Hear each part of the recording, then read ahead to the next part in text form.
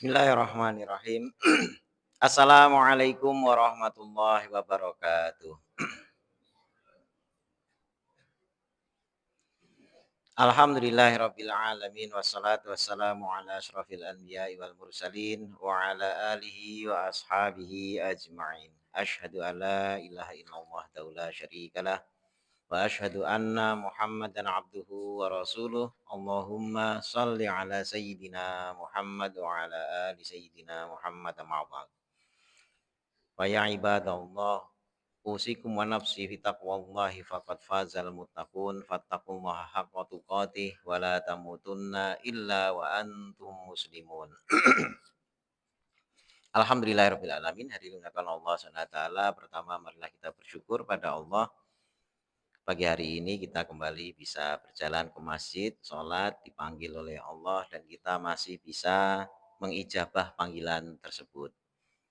Setiap hari kita ada panggilan-panggilan yang oleh Allah Subhanahu wa taala serukan untuk kita dan bersyukur kalau kita ini bisa memenuhi panggilan-panggilan tersebut.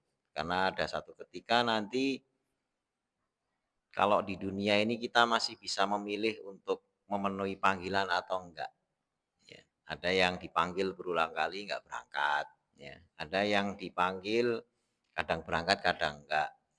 Tapi nanti ada satu panggilan yang pasti semuanya berangkat. Ini panggilan maut.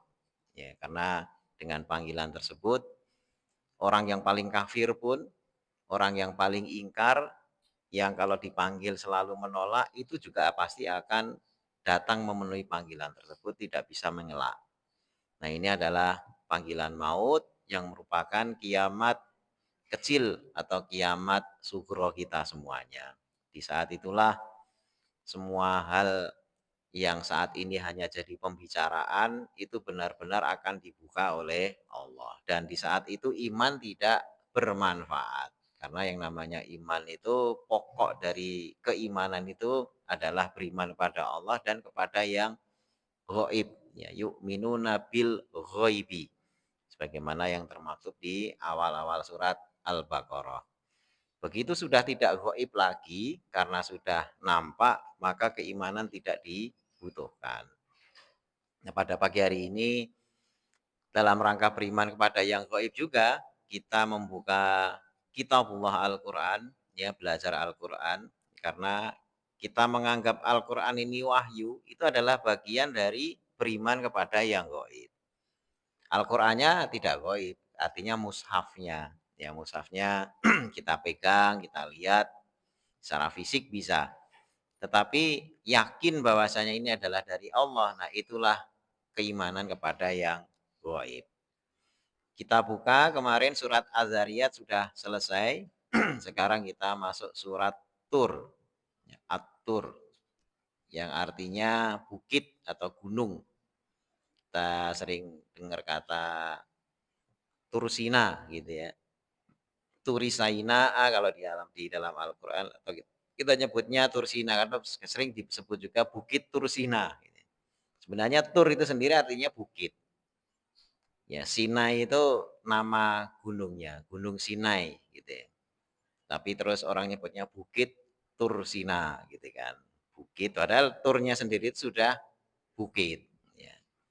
Itu apa namanya? Istilah. Kita baca dulu.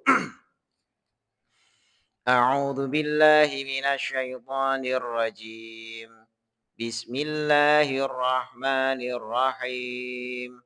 Wat-tur wa kitabim mastur fi raqmim mansyur wal baitil ma'mur was saqfil marfu wal bahril masjur. Inna 'adzaba rabbika lawaqi' ma lahu min dafi' yauma tamurus samaa'u mawra wa tasirul jibalu sayra fawailun yauma idzil lil mukazzibin alladzina hum fi khawdin yal'abun yauma yud'auna ila nari jahannama da'a هذه النار التي كنتم biha tukadzibun afasihrun hadza am antum la tubsirun islauha fasbiru aw la tasbiru sawa'un 'alaikum innama tujzauna ma kuntum ta'malun. Wattur ini kembali sedikit mengulang di surat yang sebelumnya, surat Az-Zariyat gitu ya. Wattur ini adalah ungkapan sumpah. Wa-nya di situ artinya demi. Tur bukit. Jadi Allah bersumpah demi bukit. Wattur. Wa kitabim mastur. Demi kitab mastur yang tertulis. Fi rokim mansyur. Fi pada atau di dalam rokin. Rokin itu lembaran-lembaran mansyur yang terbuka. Sini ada Pak Mansur. Pak Mansur ada nggak ini? Mansur artinya terbuka. Wal baitil ma'mur. Demi baitil ma'mur. Ini nama lokasi, nama tempat baitil ma'mur. Wasaqfil marfu. Demi atap yang ditinggikan. Sakfi atap, marfu yang ditinggikan, maksudnya langit. Wal bahr, dan demi lautan. Al masjur. Masjur ini ada yang mengartikan ditumpahkan gelombang ya. Ada yang mengatakan sebagaimana di satu surat wa idzal biharu sujirat. Sujirat itu dinyalakan. Ya, masjur ini ya bagian tanahnya itu ada apinya. Ya, mungkin kalau sekarang kayak di Hawaii itu yang lautan atasnya tapi bawahnya ada lava. Ya. Tapi ini maksudnya ini apinya lautannya itu bergelombang dengan di bawahnya ada apinya, dinyalakan api. Wal bahril masjur. Inna adzaba rabbika lawaqi'. Nah, setelah bersumpah sampai 6 ayat ya, di 6 ayat ini adalah sumpah. Karena kembali sebelumnya kalau Allah ingin menyampaikan sesuatu dan sesuatu itu penting diawali dengan sumpah. Ya sama seperti kita juga gitu. Kalau penting itu wah sumpah ini benar ini gitu ya. Inna adzaba rabbika lawaqi'. Nah ini isi beritanya. Inna sungguhnya adzaba siksa rabbika pemeliharamu lawaqi' sungguh akan benar-benar terjadi. Ya sungguh akan benar-benar terjadi. Malahu tidak ada baginya min dafi dari yang bisa menolak atau bisa menghindar. Malahu min dafi tidak ada baginya itu dari seorang yang bisa menolak. Yauma tamurus sama umauro. Nah azab itu adalah pada hari tamurus sama bergoncang langit mauro dengan sebenar-benar goncangan. Watasirul jibal dan berjalanlah gunung-gunung sayro dengan satu gerakan yang pindah ke sana. Hakikatnya bagaimana wallahu bisawab. Nah, gunung biasanya terpancang diem, tapi di hari kiamat itu bergerak. Fawailu yauma idzil mukadzib filil mukadzibin. Fawailun maka celakalah yauma idzin pada hari itu lil bagi al mukadzibin orang-orang yang mendustakan. Nah, kalau sudah kayak gitu, hari itu tiba, maka celaka orang yang mendustakan. Alladzina hum fi khawdiyal abun. Al-mukadzibin itu siapa? Alladzina orang-orang yang mereka itu hum fi pada atau berada dalam khawdin. Khawdin itu berada dalam kebatilan, berada dalam perbuatan dosa. Yal abun mereka sama bermain-main. Tiap hari ya hanya mengisi waktunya dengan berbuat dosa. Yauma yuda'una ila nari jahannam da'a. Pada hari, pada hari yuda'un, mereka itu didorong. Ya, didorong ila kepada nari jahannam, neraka jahanam, da'a dengan sebenar-benar dorongan, benar-benar didorong untuk masuk ke dalam neraka jahanam. Hadhihin nar, inilah neraka allati yang kuntum adalah kalian biha dengan neraka itu tukadzibun sama mendustakan. Ya, al-mukadzibin ya mendustakan terhadap ya hari akhir termasuk pada neraka itu. Afasihrun hadza? Apakah maka ini adalah sihir? Ya, apakah ini sihir? Nerakanya kayak gitu ya. Apakah ini sihir? Am antum la tubsirun? Atau kalian itu sama tidak melihat? Islauha, masuklah kalian ke dalamnya, fasbiru maka bersabarlah. Aula tasbiru atau kalian enggak bersabar, sawaun alaihum, sama saja atas kalian. Ini nyemplung neraka, mau sabar di situ enggak sabar, waktunya enggak berkurang. Ya. Kalau orang ngantri beli BBM ke apa itu sabar ya, lama-lama kan nanti nyampe. Kalau di neraka itu islauha fasbiru aula tasbiru sawaun alaikum. Ya. Sama aja mau sabar nggak berkurang waktunya. Naudzubillah min dzalik. Inama sungguhnya tiada lain tuh jazauna kalian dibalas ma apa-apa yang kuntum adalah kalian tak malun dari apa yang kalian amalkan. Ini sampai ayat 16. Jadi hadirin yang Allah SWT, ini susunan Al-Quran ini bagus sekali gitu ya. Seringkali kita mendapat info-info yang tak terduga dari bunyi sumpah. Ya, sesuatu karena Allah itu bebas, mau sumpah dengan apapun bebas. Cuma kadang-kadang demi A, demi B, demi C, ya itu ABC-nya ini itu seringkali kita meraba-raba, ini maksudnya apa ya? Dan ternyata di sana ada informasi yang luar biasa besar. Ya, kalau tadi kan kita hanya menyebut demi gunung, demi bukit ya sudah gitu kan. Tapi maksudnya ini apa? Nah, itu para ulama tafsir seringkali menafsirkan dan itu kadang-kadang kalau kita baca tafsirnya di luar apa namanya dugaan kita, oh ini maksudnya ini ya. Ya.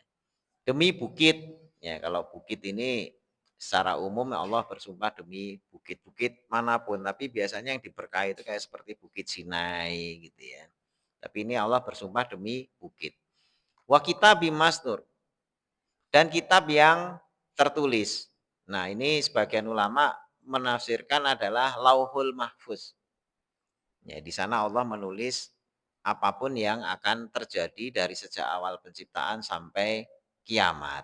Itu tempat codingnya Allah itu. Allah mengcoding di sana hal-hal yang nantinya pasti terjadi.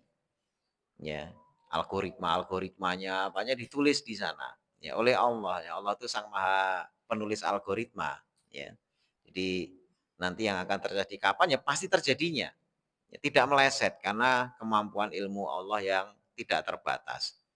Fi raqim mansur, pada lembaran yang terbuka. Ya, lembaran ini tidak dijilid kayak buku apa tuh ya, dia terbuka. Artinya apa? Lembaran-lembaran ini apa mansur yang terbuka ini ya masih ada potensi untuk adanya perubahan-perubahan sebagaimana yang dikehendaki oleh Allah. Yang dikehendaki oleh Allah. Makanya kadang-kadang ada takdir itu bisa diubah. Ya dengan apa? Ya dengan takdir juga. Nah, dan itu semuanya juga ditulis oleh Allah, entah dengan doa, entah dengan apapun gitu ya. Itu masih terbuka. Kitab yang di lembaran-lembaran yang terbuka. Wal baitil ma'mur. Demi Baitul Ma'mur. Baitul Ma'mur itu adalah tempat di mana dia letaknya adalah di atas Ka'bah. Atau ada sebagian menyebutkan demi Baitul Ma'mur, ya itu adalah Ka'bah itu sendiri. Tetapi Ka'bah itu punya eh, bukan salinan, hal yang sama. Jadi setiap langit itu ada Ka'bahnya. Ya, jadi kan ada 7 lapis langit. Nah, Ka'bah itu Baitul Ma'murnya penduduk bumi. Pas tepat di atas Ka'bah, di langit yang pertama, itu ada Baitul Ma'mur. Kemudian berikutnya lagi apa? Ada Ka'bah yang berikutnya, ada lagi Ka'bah berikutnya. Nah, itu namanya Baitul Ma'mur. Di setiap langit itu ada Ka'bahnya yang letaknya sejajar dengan Ka'bah yang ada di bumi. Itu penafsiran ulama seperti itu. Nah, di situ ada malaikat-malaikat yang masuk ke Baitul Ma'mur itu. Bahkan dalam sehari itu tidak kurang dari 70.000 malaikat masuk ke sana, di mana setiap malaikat yang masuk tidak akan keluar lagi. Ya, ini kayak kayak black hole-nya malaikat gitu ya. Black hole-nya malaikat, malaikat masuk ke sana tapi nggak pernah keluar lagi. Setiap hari 70.000 malaikat yang mereka itu bertasbih ya, berbakti, mengabdi kepada Allah. Jadi kan kita tahu ya malaikat itu kan energi. Ya jadi Baitul Ma'mur kayak nyerap energi. Makanya saya kayak tadi nyebutnya kayak kayak black hole-nya malaikat. Disedot semuanya masuk ke sana. Ya, yang intinya mereka semuanya bertasbih membesarkan asma Allah, mensucikan asma Allah. Dan itu ada di masing-masing apa namanya lapisan langit. Jadi ya di Ka'bah itu yang paling apa namanya di bumi kita, kemudian langit berikutnya itu ada Baitil Ma'mur. Nah, makanya Allah bersumpah dengan demi Baitil Ma'mur.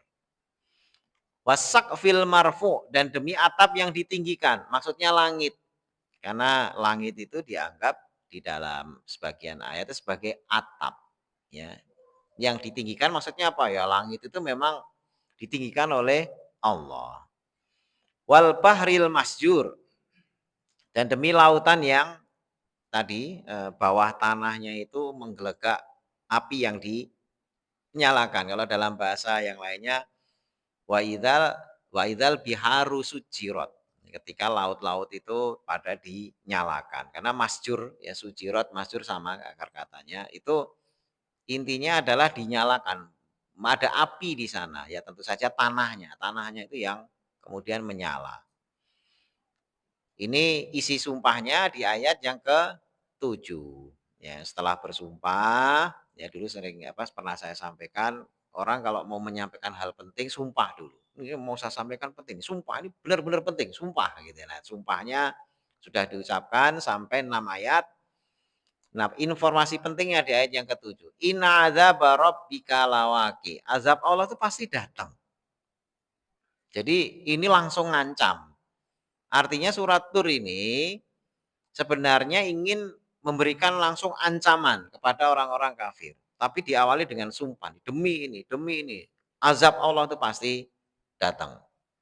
Malahu min dafin, tidak ada yang bisa nolak. Tidak ada yang bisa nyingkir. Ya.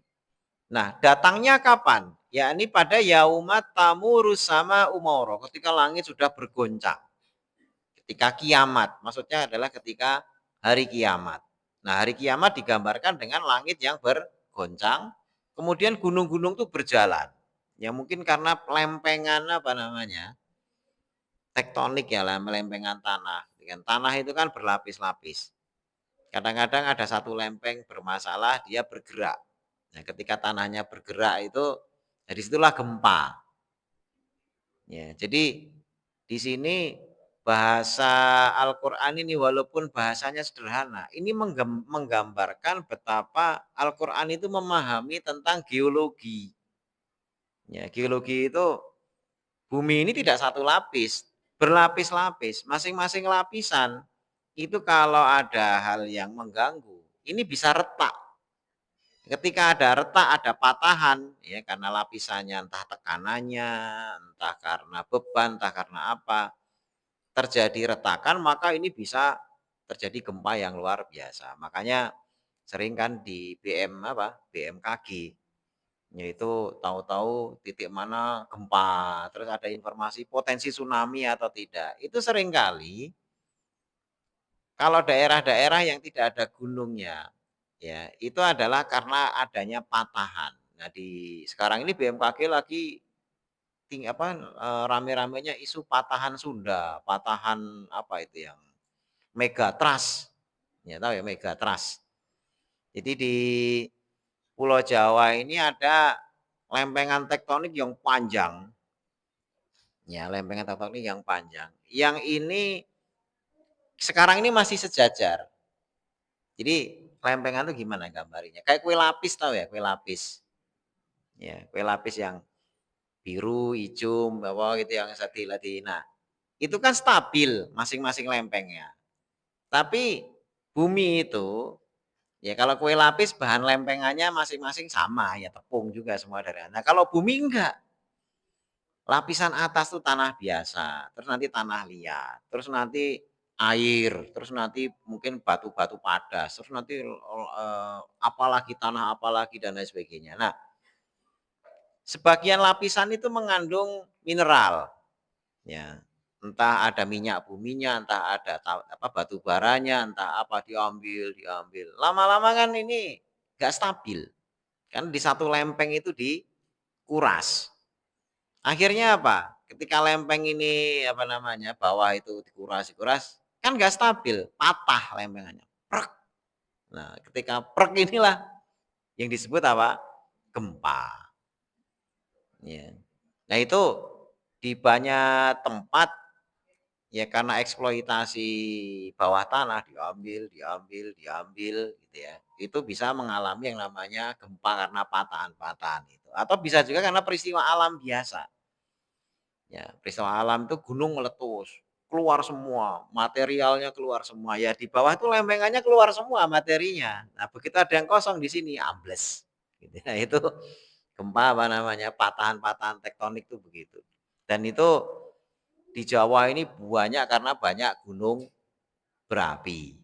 Gitu ya, kayak banyak gunung berapi. Nah, kalau di tempat lain Kalimantan nggak ada gunung berapinya, tapi eksploitasi alam, batu bara diambil, diambil, growong, growong, growong terus gitu ya. Pertama, growongan itu kan membuat lubang besar. Kalau hujan jadi kayak danau.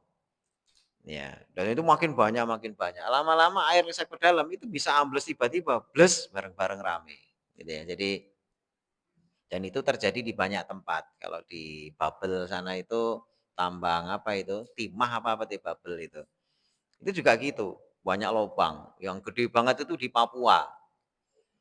Ya, yang apa? Freeport. Wah, itu gali lagi terus berlapis-lapis gitu ya. Nah, itu Al-Qur'an ini bahasanya sederhana, gunung berjalan, tapi sebenarnya sedang menjelaskan lapisan patahan-patahan bumi, tektonik gitu ya. Nah, itu luar biasa. Nah, manifestnya adalah gunung itu seperti berjalan. Karena geser patahannya, gesernya cuma mungkin berapa mili, tapi yang namanya pergeseran, ya itu seperti kalau dulu guru fisika saya itu gambarin, coba ini ambil apa namanya, itu yang buat papan tulis itu stick gitu ya, penunjuk. Biasanya guru dulu kan kalau ayo tangannya, kukunya sudah dipotong belum, pukul gitu ya. Nah itu sticknya itu ini lihat stick gitu ya, panjang. Yang namanya gempa di pangkalnya sini ini gerak paling berapa senti, ya. Ya 2 senti segini ya, 2 senti kan kecil, 2 senti segini, set. Tapi ini kan panjang, panjang sekali, berkilo-kilometer. Di sini 2 senti, di sana bisa geser kilometer, brek gitu kan. Ya itulah gambaran bumi apa gunung itu berjalan. Patahan bawahnya gesernya dikit, tek. Tanah atasnya gesernya itu kayak digoyang bener. Nah, makanya gempanya dahsyat. Sehingga kalau dalam BMKG itu lempeng patahan sekian senti apa itu tapi kok satu kabupaten kayak digoyang-goyang. Nah, itu geologi itu mempelajari yang kayak gitu-gitu, gitu kan. Nah, makanya watasirul jibalu sayron. Artinya pada hari kiamat semua lempeng ini geser sehingga bumi itu ya apa patahan-patahannya itu semuanya bergerak, gunung-gunung seakan-akan berjalan. Fawailu yaumaidil lil mukadzibin. Maka celakalah pada hari itu orang-orang yang mendustakan. Ya orang-orang yang mendustakan itu baru ngeh, wah, dulu yang dibilang di tafsir di Al-Hikmah itu saya kira bercanda gitu. Ternyata benar nah ya, pada hari itu semuanya akan merasakan memang benar terjadi gitu ya. Alladzina hum fi khawdiyal abun. Orang-orang mendustakan itu tidak peduli cerita-cerita begini. Ini dianggap dongeng. Sehingga hari-harinya diisi dengan bermain-main dalam kemaksiatan, dalam perbuatan dosa. Alladzina hum fi khawdiyal abun. Terus isi apa harinya itu diisi dengan hal-hal yang maksiat, hal-hal dosa, hal-hal yang sia-sia. Ya. Yauma yud'auna ila nari jahannam da'a. Jadi kenapa mereka tidak peduli dengan cerita-cerita seperti ini? Karena memang dianggapnya itu dongeng.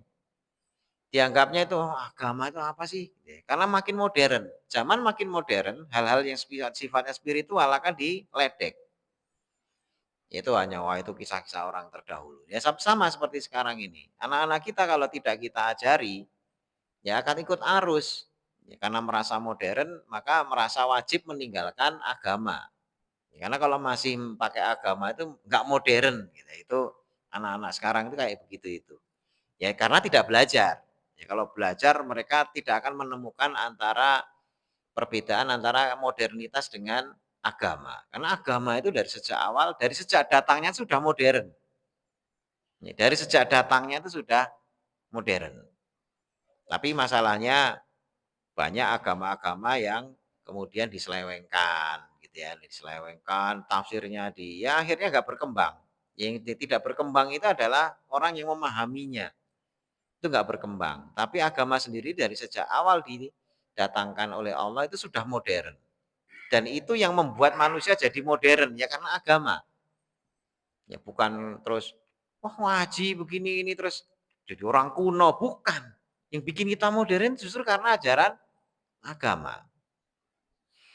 Nah, pada hari ketika orang ngeh gitu ya, tiba-tiba kiamat datang ya, yauma yud'auna ila nari jahannam, didorong tiba-tiba masuk ke dalam neraka jahanam. Naudzubillah min dzalik. Kemudian dikatakan hadhihin narul lati kuntum biha tukadzibun. Inilah neraka yang kalian sama dijanjikan tapi terus mendustakan. Dan ini bukan sihir, ini juga bukan sesuatu yang enggak terlihat. Ini benar-benar terlihat, benar-benar nyata, bukan sihir. Ya, kemudian disuruh masuk, mau sabar atau enggak sabar, sama saja. Ya, islauha fasbiru aula tasbiru sawaun alaikum innama tujzauna ma kuntum ta'malun. Jadi hari ini Allah SWT dalam hal keimanan, Al-Qur'an itu selalu membicarakan hal-hal yang paling pokok. Paling pokok itu adalah kiamat itu pasti terjadi. Itu paling pokok. Nah, untuk mengimani kiamat itu adalah pasti terjadi, maka kita harus mengimani kepada siapa yang ngasih info. Ya, kan ada info, ini ada info. Kiamat pasti terjadi. Berarti apa? Neraka ya nanti ada, surga ya nanti ada. Oke, itu info. Tapi untuk mengimani itu, ya berarti mengimani siapa yang ngasih info. Ya sama halnya misalnya di JGCC itu lagi ada bagi-bagi ini apa namanya dari Departemen Sosial gitu kan. Satu orang satu amplop 500.000 gitu ya. Wah, ada info gitu kan orang seneng gitu ya. Terus kamu dapat dari siapa infonya? Ini tadi di WA ada begini. Wah, WA siapa namanya? Enggak jelas gitu ya. Disuruh ngeklik linknya kalau nggak percaya, wah nanti dulu. Gitu ya. Jangan langsung percaya. Kalau diklik nanti tiba-tiba WA-nya di-hack. Ya, tiba-tiba terus diblokir gitu ya. Tahu-tahu rekening kita dikuras. Ya, jadi akhirnya info tadi itu ada, tapi terus untuk mengklarifikasi infonya benar atau tidak, gitu kan. Nah, itu satu hal. Artinya harus yakin dulu siapa yang ngasih info. Karena kalau enggak kita celaka. Ya kalau cuma infonya di JGC ada bagi-bagi duit, ya misalnya taruhlah cuma info bisik-bisik terus kita yakin datang ke situ, paling cuma capek doang. Ya ruginya itu cuma capek datang ke sana. Mana? Ini Pak katanya begini. Kata siapa? Ini saya dapat info begini. Oh enggak ada. Diputerin JGC-nya enggak ada juga. Akhirnya cuma pulang. Wah, kurang ajar siapa sih yang nipu gitu ya. Paling kalau kita cerita, lah kamu cerita kayak gitu-gitu nggak klarifikasi, yang ngasih tahu siapa? Nggak jelas gitu loh. Barang nggak jelas kok terus dimujahadai. Ya. Infonya nggak jelas, dari siapa nggak jelas. Dimujahadai datang ke sono ngapain? Ya. Kalau infonya clear, orang yang ngasih tahu juga clear, jelas, maka dimujahadai oke-oke saja. Seperti sekarang ini kita. Ya, kita yang bapak-bapak ngaji gitu ya. datang ke masjid pagi-pagi atau tadi malam sudah bangun terus sholat tahajud. Ada yang besok pagi puasa Senin dan ada yang 3 hari, ada yang Daud sehari makan sehari yakin. Kenapa yakin? Pertanyaannya apakah ketemu sama yang ngasih tahu bahwasanya itu ada pahalanya? Enggak ketemu saya. Lah ketemunya apa? Cuma dari info. Infonya dari Quran, di ini dan sebagainya. Kamu tahu siapa yang ngasih? Enggak tahu, gitu kan. Nah terus ya info itu dari siapa? Ya dari Allah. Kamu yakin itu dari Allah? Ya yakin, gitu ya. Nah itulah namanya iman. Ya, makanya Nabi itu geleng-geleng kepala. Geleng-geleng kepala. Ada orang yang menakjubkan nanti, imannya menakjubkan. Sahabat itu udah GR. Iman menakjubkan ya Nabi. Iya, orangnya ini orang-orang beriman menakjubkan. Siapa? Apakah kita sahabat? Bukan kalian, gitu kan. Ngapain kalian disebut imannya menakjubkan? Orang kalian lihat Nabi, ya. Lihat proses wahyu turun. Apa malaikat? Malaikat juga bukan. Ya, malaikat itu ya dapat perintah langsung dari Allah, gitu ya, beribadah langsung pada Allah, nerima wahyunya juga langsung dari Allah, diutus ke sana kemari langsung dari Allah, nggak ada perantara. Gimana nggak beriman? Ya itu biasa aja. Ya para nabi yang terima wahyu, bukan mereka yang imannya menakjubkan. Lantas siapa? Mereka adalah orang-orang yang sesudah kalian yang nerima info tentang surga, tentang neraka, tentang jahanam, tentang kiamat. Ya info itu cuma dari mulut ke mulut, ketemu nabi juga enggak, ketemu malaikat juga enggak, ya. Bincang langsung sama Allah juga enggak pernah, tapi yakin dan itu mempengaruhi hidupnya. Nah, betapa agama ini kan pengaruh pada kita. Ya, siang-siang adzan zuhur gitu ya, belum sholat zuhur kita gelisah. Berarti apa? Mempengaruhi. Ya. Sore asar kena macet, waduh ini nanti pulang maghrib apa sudah ini belum sampai akhirnya wah adalah sholat dulu lah. Gitu ya. Mempengaruhi kita di jalan. Kenapa? Karena takut kalau nggak jalani dosa. Pengaruh ke fisik dan psikis kita. Maghrib juga gitu, ngaji begini ya butuh effort, tapi mau duduk bareng dengerin gitu ya. Itu berarti iman yang paling itu Nabi geleng-geleng kepala. Ini orang bisa yakin gitu kan. Sementara sekarang kita yang sezaman saja banyak orang dusta. Ya, banyak orang dusta ngirimi ini dan lain sebagainya. Di Amerika ya yang katanya modern dan sebagainya. Itu banyak sekte-sekte berdiri. Ya, sekte dikirimi pesan, "Ayo ikut sini kalian selamat." Terus akhirnya apa? Diajak bunuh diri bareng-bareng. Tapi ya mau. Ya, kumpul apa dulu yang terkenal tuh David Kores gitu ya. Namanya David apa? David Kores. Itu sekte, kumpulin semua dalam satu lingkungan apa gitu ya. Ya ya ritualnya ya pakai ibadah, pakai ini, pidato-pidato, khotbah-khotbah, gitu. Tapi ujung-ujungnya yuk bunuh diri bareng, kita selamat bareng-bareng dari dunia yang hancur. Ya bunuh diri juga orangnya. Semuanya bareng-bareng. Ya. Artinya apa? Kita ini punya bakat untuk beriman. Ya, pada informasi yang nggak jelas kayak gitu-gitu aja disuruh bunuh diri, orang mau bunuh diri. Ya, makanya kalau si siapa itu Karl Marx yang bapaknya komunis itu ya, itu nganggep agama itu apa? Candu. Agama itu candu. Wah, ajarannya bisa bikin orang bunuh diri, orang ajarannya bisa bikin orang saling bunuh dan lain sebagainya. Padahal sebenarnya nggak begitu. Dia salah saja memahaminya. Gitu. Loh itu kok bener kan saling bunuh dan lain sebagainya. Loh saling bunuh itu, ya namanya saling bunuh. Itu kalau dua-duanya niat membunuh. Ya, dari satu sisi ini niat membunuh, satunya niat membunuh. Itu kalau dalam Islam kedua-duanya salah.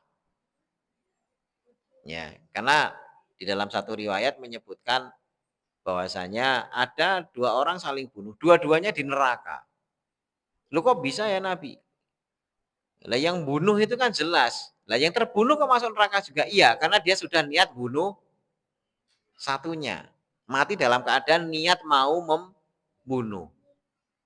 Itu enggak boleh. Makanya loh itu Islam ada perang dan sebagainya. Betul, ada perintah memerangi. Tapi Ya, dari semua kejadian perang yang ada, perang dalam Islam itu tidak ada satupun perang yang sifatnya memerangi orang yang tidak niat untuk memerangi. Jadi semua peperangan yang dilakukan oleh Islam dari sejak perang Uhud, perang Badar dulu ya, perang Badar, perang Uhud, perang Khandaq itu karena Islam diserang. Ya. Ayat-ayat yang turun tentang peperangan itu adalah ayat-ayat yang turun karena Islam itu diserang. Tidak ada ayat yang berdiri sendiri, ya berdiri sendiri yang memerintahkan ayo tanpa sebab apapun terus kalian bunuh itu orang-orang. Ya, enggak ada. Ya, jadi ajaran yang ada dalam Islam, peperangan itu ada, tetapi peperangan yang defensif, mempertahankan diri karena diserang. Ya, karena adanya serangan dari luar dan itu wajar. Kenapa? Bahkan dalam kondisi diserang seperti itu, Nabi itu bersabda. Nanti dilihat di Bulughul Maram, di kitab jihad, apa itu ada. Kalau kalian perang, jangan kalian perangi anak-anak. Yang kedua, perempuan. Yang ketiga, kakek-kakek, nenek-nenek, orang-orang yang tua. Yang keempat, orang-orang yang tidak ada kaitannya sama serangan. Walaupun mereka orang-orang kafir. Artinya apa? Di dalam ayat, ada ayat-ayat memerangi orang kafir dalam bentuk umum. Ya, dalam bentuk umum.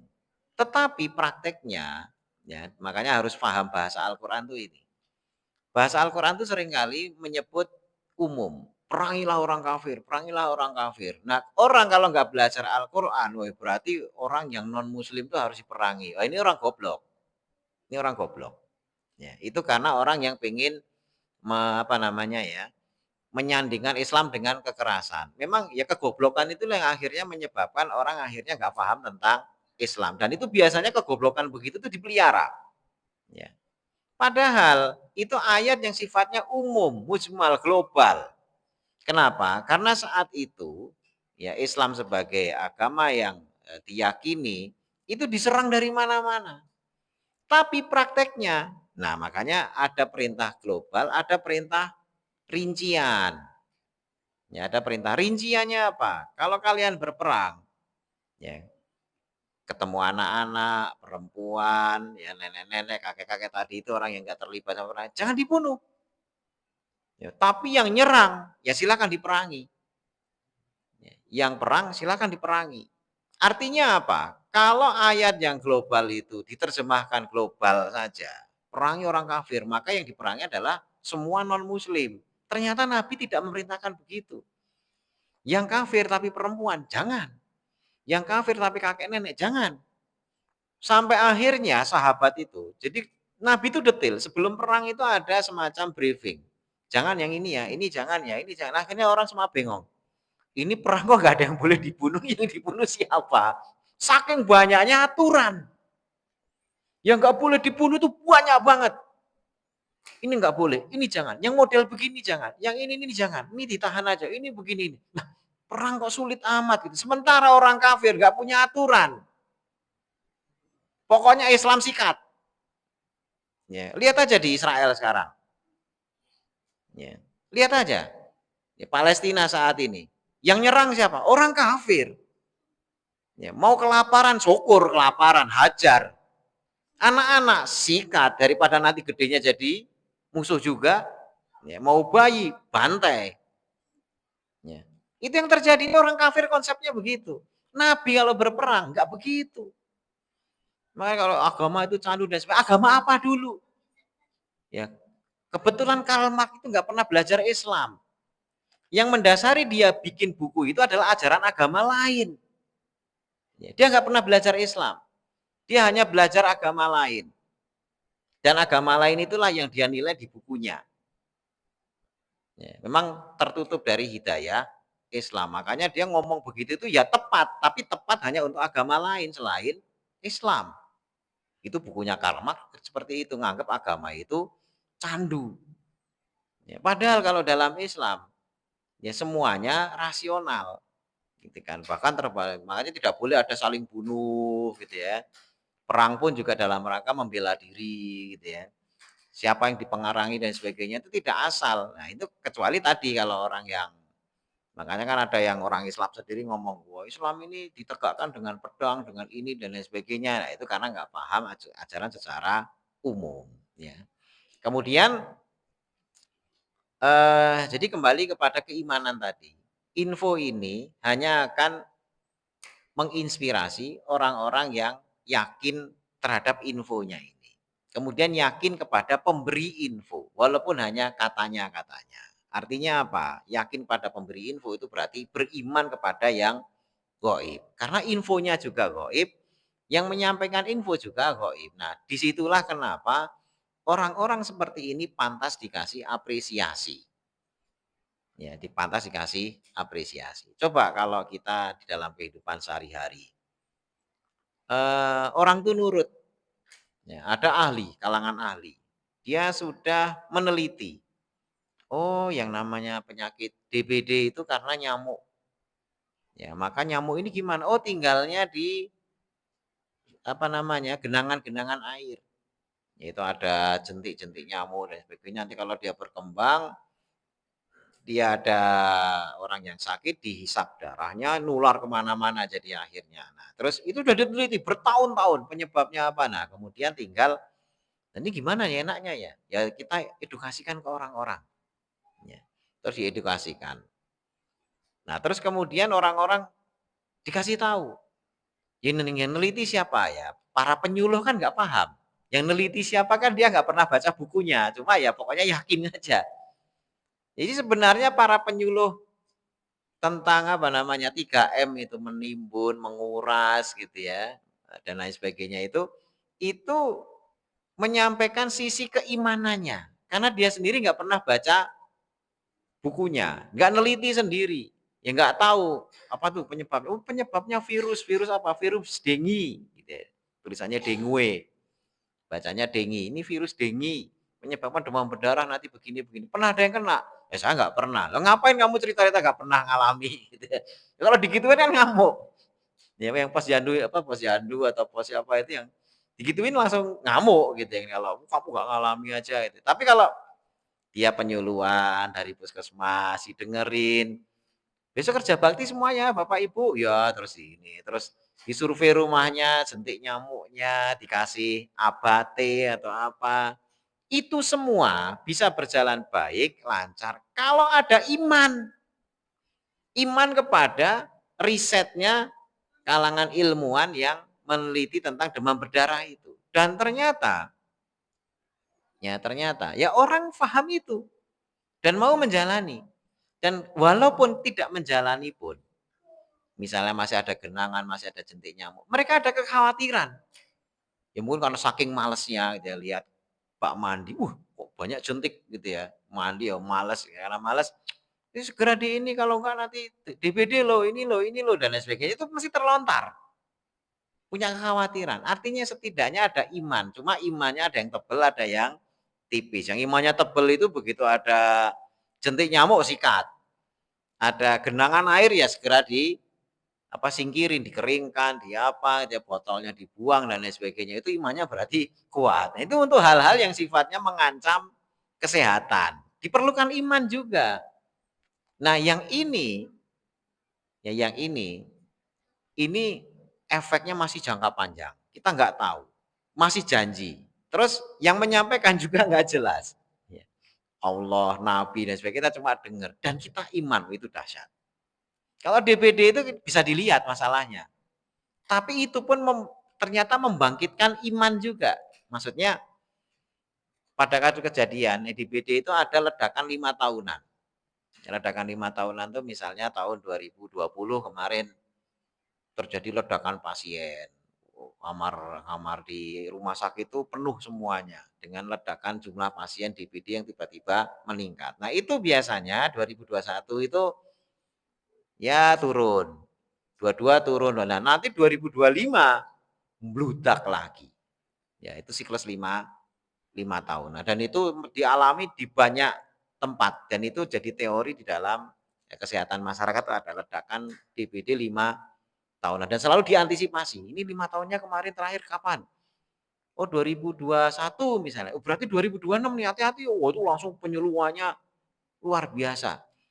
Karena orang trauma dengan melihat banyaknya bayi mati di kamar rumah sakit gitu ya, di bangsal-bangsal pada wah nih trombositnya turun, muntah darah lah, yang perdarahan dari telinga, mimisan dan sebagainya itu bikin trauma itu. Ya kita nggak pernah di rumah sakit, tapi kalau benar-benar di rumah sakit yang begitu itu jadi menu harian. Ya akhirnya apa, yuk dikasih tahu nih orang-orang, itu iman. Tapi iman yang sudah pernah lihat. Ya sudah pernah lihat. Nah kalau ini yang disampaikan sampai ayat 16 ini neraka juga enggak lihat, cuma diancamkan, ya penyampainya juga sudah meninggal semua, ya nabi sudah enggak ada gitu ya, sahabat juga enggak ada yang saksi-saksi melihat. Ya kita cuma dari ulama gitu ya, kita bahas gitu ya. Terus kita iman. Terus kita mau sholat 5 waktu, terus mau puasa, mau zikir, wah itu betapa iman yang tadi Nabi sampai geleng-geleng kepala karena takjubnya. Ini iman yang menakjubkan. Nah mudah-mudahan kita berada dalam golongan orang yang tadi disabdakan Nabi, iman yang menakjubkan ya, dan dipertahankan iman ini sampai nanti husnul khotimah. Allahumma amin. Demikian, ada yang mau ditanyakan dari ayat 1 sampai ayat 16?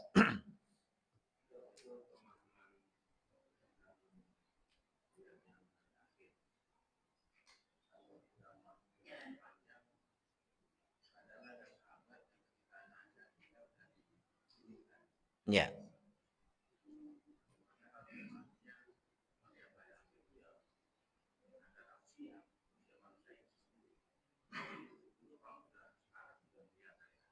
Oh, iya.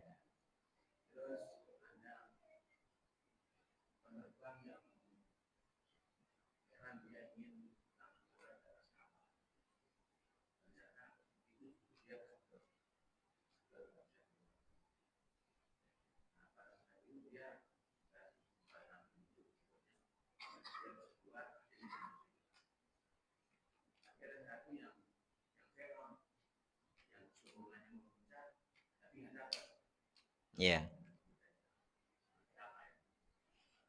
Ya, terkait tentang kiamat tadi itu hari akhir, memang kan ulama membaginya menjadi sughro dan kubro. Masing-masing orang itu punya kiamatnya sendiri-sendiri. Karena kita saat ini dikabari tentang hari sesudah mati itu akan begini, begini, begini itu kita belum mati. Nah, sehingga itu masih hal yang tanda tanya. Dan orang-orang kafir yang ateis itu penasaran juga dengan mati. Ya, mati itu gimana sih? Karena kalau begitu mati kan nggak bisa balik ngasih info kan nggak bisa. Jadi penasaran, saking penasarannya itu orang mati dipasangi alat apa dan sebagainya ya nggak nemu-nemu apa ini sekarang.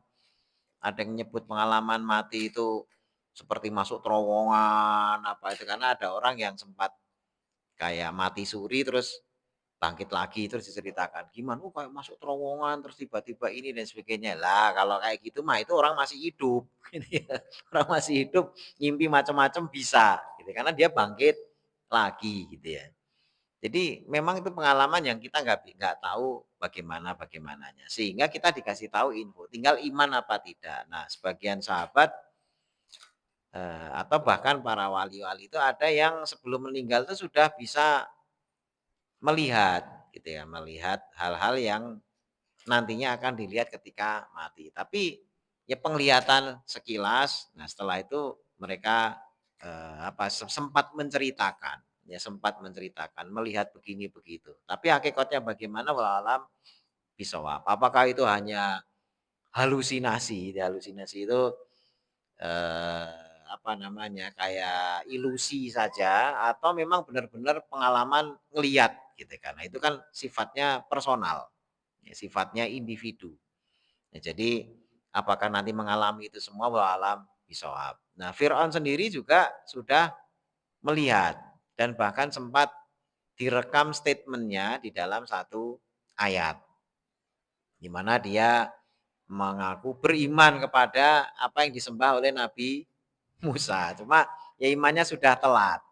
Nah, sudah telat. Kondisi di mana sebagian alam malakut dibuka itu sudah menunjukkan iman itu sudah tidak bermanfaat. Dan biasanya memang dibuka itu kalau ya sudah mau masuk ke sana, gitu ya, sudah mau masuk ke sana. Artinya nggak ada dibuka terus dibiarkan hidup lagi, itu nggak ada. Info tentang apa setelah kematian itu benar-benar tertutup, tertutup rapat. Karena kalau itu terbuka, berarti tidak apa namanya ya, jadi tidak perlu lagi iman. Ya, makanya bukan saya meremehkan, ya, kadang ada orang yang ngaku mati, dia melihat neraka, terus melihat jembatan Sirot katanya, terus ditanya malaikat, disuruh dinasihati sholat 5 waktu, terus hidup lagi ya Pak. Itu mohon maaf ya, saya sih tidak percaya gitu ya. Iman saya tidak dilandaskan pada omongan dia. Ya, terserah dia itu ya, pengalaman spiritual pribadi silahkan, mimpi boleh. Ya. Tapi apakah kita lantas kemudian, oh ini berarti imannya dari situ. Karena kalau itu diyakini benar, orang nggak perlu iman. Ya. Kalau sudah terbuka itu orang nggak perlu iman. Artinya apa? Ya itu bukan apa-apa. Informasi tentang hari akhir dan sebagainya. Ya sudah apa yang ada di dalam Al-Quran saja. Masalah orang kemudian pernah merasa mati suri, terus mimpi ketemu malaikat, ya anggap aja mimpi. Ya, anggap saja mimpi. Benar saya ketemu neraka begini-begini. Lihat ini itu dan sebagainya. Ya udah mimpi aja. Ya. Dan mimpi itu bisa benar bisa salah. Kalau saya anggap itu salah. Ya, artinya salah itu ya tidak seperti itu, neraka nggak seperti itu. Kalau benar seperti itu, maka iman kamu tidak berlaku lagi. Ya, percuma, gitu kan. Artinya hari-hari yang terkait sama hari kiamat dibukakan dan sebagainya. Kalaupun orang benar lihat, ya pengalaman spiritual saja buat dirinya. Kalaupun diceritakan, orang beriman bukan karena pengalaman spiritual pribadi. Orang beriman karena informasi yang ada di dalam Al-Quran. Jadi tidak bisa jadi landasan itu nanti oh iman oh iya bener kan terbukti kan gitu loh. Kalau terbukti itu tidak lagi jadi iman gitu. Iman itu kan kepada yang wah bukan yang terbukti gitu kan. Saya sudah masuk ke sana itu kan balik lagi ya. Seperti Nabi Muhammad. Nabi Muhammad pernah lihat neraka dan sebagainya. Ya sudah, nabi itu dianggap sebagai nabi. Kenabiannya itu gaib. Kenabiannya itu gaib. Sehingga untuk mempercayai Nabi melihat neraka, melihat surga dan sebagainya, harus iman dulu kepada kenabian. Padahal kenabian itu aja sifatnya adalah gaib. Artinya apa? Nah, itu Nabi pernah lihat kok Pak Dokter percaya dan sebagainya karena beriman kepada kenabiannya. Ya, jadi beriman kepada Nabi itu adalah bagian dari rukun iman. Rukun iman percaya pada neraka ada enggak? Dari yang 6. Beriman kepada surga dan neraka ada enggak? Disebut nggak? Nggak ada. Makanya ada orang ngimpi ketemu neraka, ketemu surga dan lain sebagainya. Bukan bagian dari rukun iman. Silakan itu pengalaman kamu sendiri ya. Kalau kamu gambarin neraka begitu ya silakan. Gitu kan. Tetapi yang menjadi kunci orang beriman itu ya 6 itu saja. Kenabian, kitab, ya hari akhir dan lain sebagainya. Tentang hari akhir nanti neraka begini-begini dan sebagainya didasarkan kepada kenabian. Karena info itu datang dari nabi. Gitu kan. Dan nabi ini dari Allah. Nah, yang paling pokok memang Allah. Cuma masalahnya kita dapat informasi tentang Allah itu ya dari nabi gitu. Demikian. Kalau yang tadi pesawat dan sebagainya saya malah belum pernah dengar itu. Apakah ada kaitannya sama Baitul Makmur? Ya bisa jadi gitu kan. Tapi saya nggak tahu apakah ada larangan terbang langsung di atas Ka'bah ada ya? Misalnya terbang langsung pas di koordinat ini Ka'bah di atasnya langsung itu ada larangan enggak gitu ya?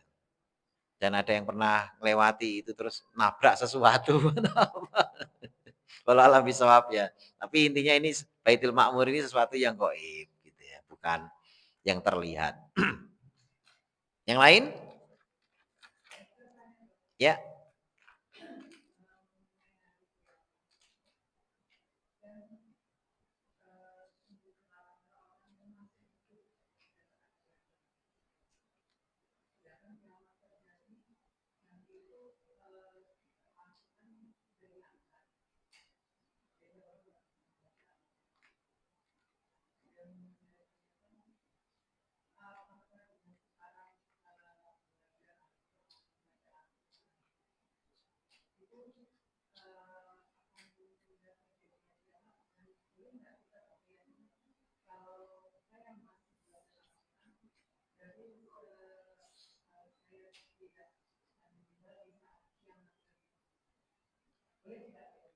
Hadisnya tadi gimana bunyinya?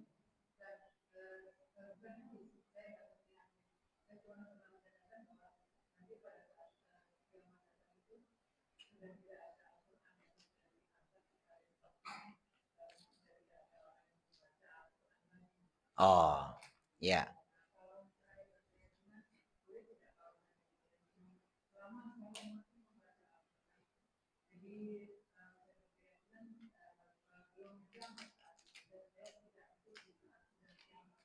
Ya.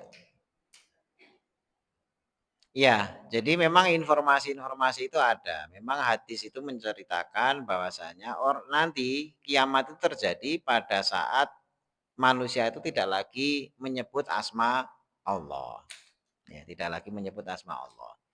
Kemudian lebih spesifik juga tidak terjadi kiamat kecuali hari hari apa?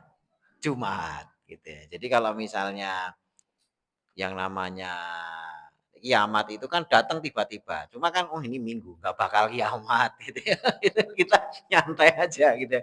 Besok kan tahu itu kiamat loh. Loh, Nabi bilang Jumat gitu kan. Loh, besok kan Senin, berarti saya yakin besok belum kiamat. Ya boleh nggak itu? Ya. Ya boleh. Kenapa? Karena memang bunyi hadisnya seperti itu. Ya kalau nanti kiamat itu terjadi ketika begini-begini. Nah, sekarang kan belum, berarti kita belum ya. Ya ya benar. Gitu loh. Jadi meyakini satu apa namanya? Statement itu utuh. Ya utuh. Ketika tidak akan terjadi kiamat kecuali pada hari itu orang-orang itu paling buruk, tidak ada lagi kalimat Allah terucap. Ya Allah itu udah nggak lagi disebut. Artinya semuanya orang dalam lelah. Saat itulah kiamat terjadi. Artinya sekarang gimana? Oh, sekarang di mana-mana banyak orang menyebut asma Allah, ya berarti belum. Ya boleh nggak yakin seperti itu? Ya boleh, gitu kan. Makanya kalau yang tentang hari kiamat Jumat tadi itu, setiap malam Jumat itu semua makhluk itu gelisah, ya, kecuali manusia. Manusia itu nyantai, belum sekarang gitu ya. Tapi makhluk itu semuanya gelisah. Karena kiamat itu datangnya hari Jumat gitu ya. Semua makhluk gelisah, jangan-jangan besok, jangan-jangan besok. Tiap kali malam Jumat gitu kan. Ya, manusia malah happy-happy malam Jumat gitu ya. Karena yakin gak kiamat besok gitu. Bukan malam Senin, bukan malam ini gitu ya. Demikian ya Bu ya. Yang lain? Kalau nggak ada, insya Allah ini yang bisa kita pelajari. Mudah-mudahan bermanfaat. Insya Allah kita lanjutkan pada pertemuan yang akan datang. Mudah-mudahan Allah SWT jadikan kita hamba-hambanya yang senantiasa beriman dan menjaga keimanan sampai akhir hayat. Karena iman ini adalah sesuatu yang paling berharga nantinya ketika menghadap kepada Allah. Allahumma amin. Subhanakallahumma bihamdika. Asyhadu alla ilaha illa anta astaghfiruka wa atubu ilaik. Assalamualaikum warahmatullahi wabarakatuh.